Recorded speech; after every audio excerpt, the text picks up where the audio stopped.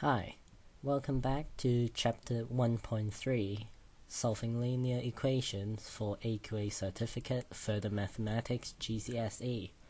This video is Grade C, which means that if you have full understanding of this video, you should be able to get a C in the Further Mathematics exam. So let us get started.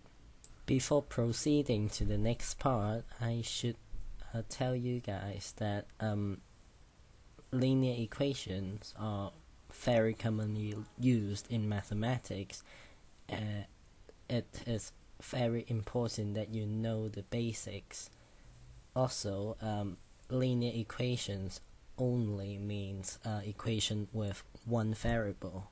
We'll come to equations that contains a multiple variable in the future. So yeah, let's proceed to some facts. So in solving linear equations, there are three things to be aware of. One, always do action in pair, and that is so important. I have to stress it out with red color. I'll explain that in the examples, and just if you know what it means, it's really important. And second, multiply with bracket. What does that mean? So when you do a multiplication action or division action, you can and should use brackets to make sure you know which term you have multiplied with. And the third point is beware of negative terms. It's always easier to make mistakes on negative terms than positive terms, so do be careful of negatives. So now we're at example section. Question 1.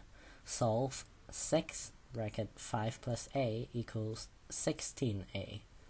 So what you need to do for a linear equation is to first expand. What do I mean by expand is to break open the bracket where we did last section at chapter 2.1.2, and if you're not sure how to do it, go back for it and it will be there. So after you have broken open, it should give you 30 plus 6a equals 16a. So now you have 3 terms here. What you need to do is to do an action, but on both sides at once. What that means is that you have to eliminate some of the terms on one side, so that what you want is alone. Now currently this is called alone, but there's another term that we want that is not alone, it's with 30. What do we need to do is to do a minus 6a on both sides. So let me make room,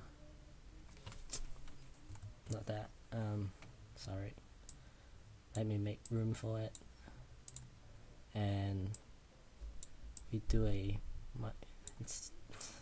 sorry for that.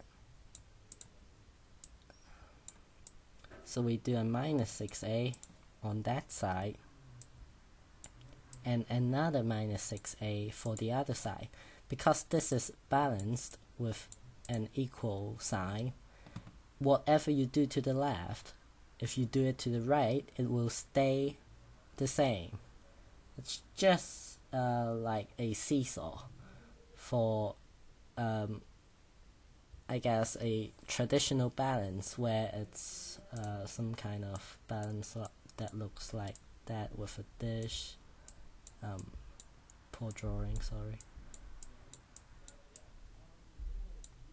And yeah, these kind of balance,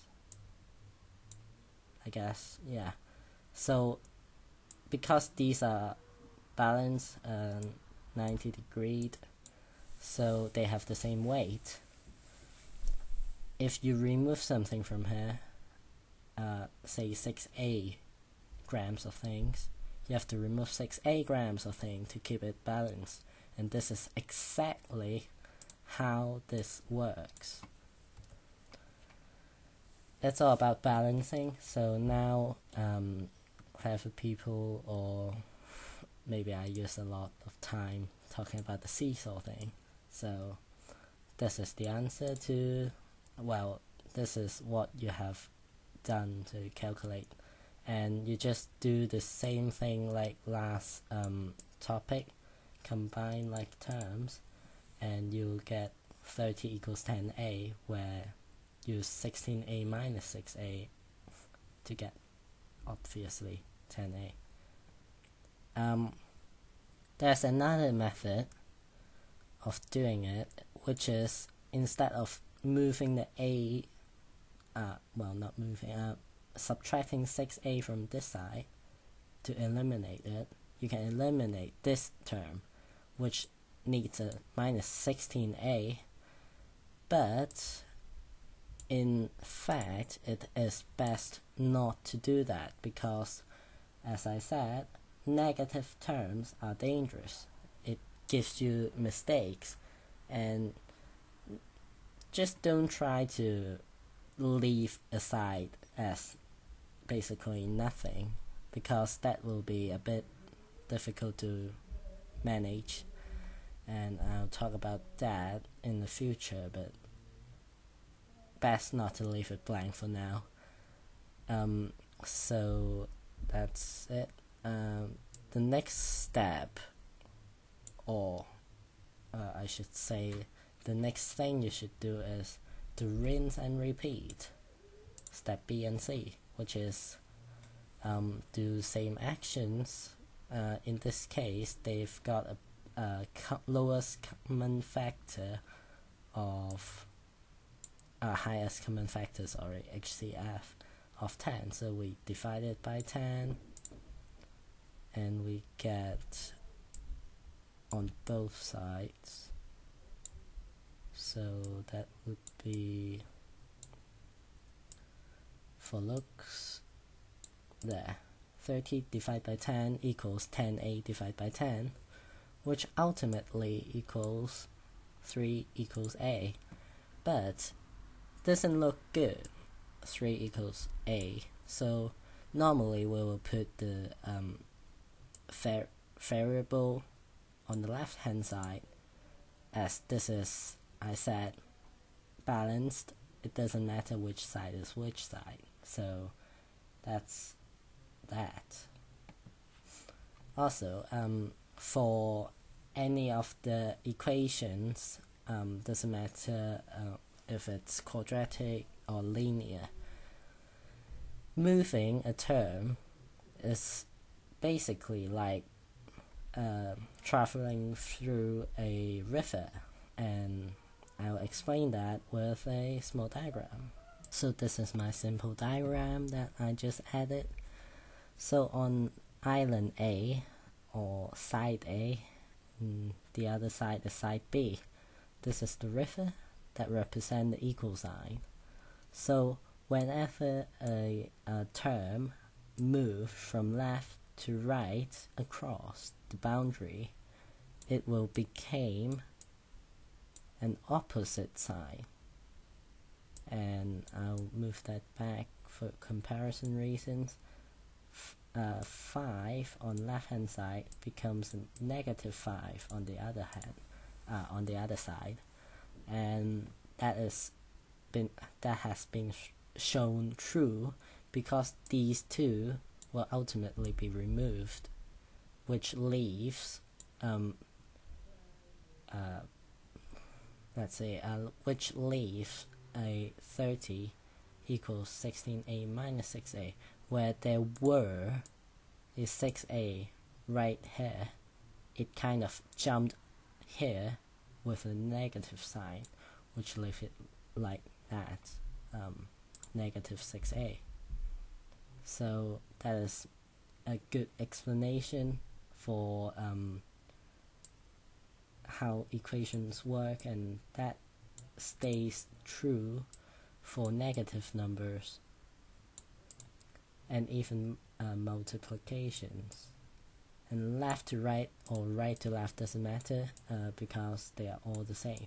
So these are the numbers that if it's 5 on one side, it's going to be negative 5 on the other side if it jumped around. And same goes true for multiplication. Multiplication becomes division, division becomes multiplication. So on question 2, you have to express x in terms of y if 5x minus 4y equals y plus 15. Well, that is definitely not linear. So why am I showing this on a linear equation episode? That is true, but I said express x in terms of y. In terms of means using that as the description, or just as I wrote for step 1, ignore y, just treat it as a normal number. That works. Now what you need to do is, as I have said last time, either add 4y to both sides, or move the 4y to the other side, turn it into a plus 4y, which will become, let's see, where is it? Here it is. Which will become this if you move it around, which is plus 4y equals 5y. This one is gone, so that is true. What you need to do now is on both sides do division by 5, because they are all multiples of 5. You can use divide by 5. And here comes a question. This divide by 5 goes into two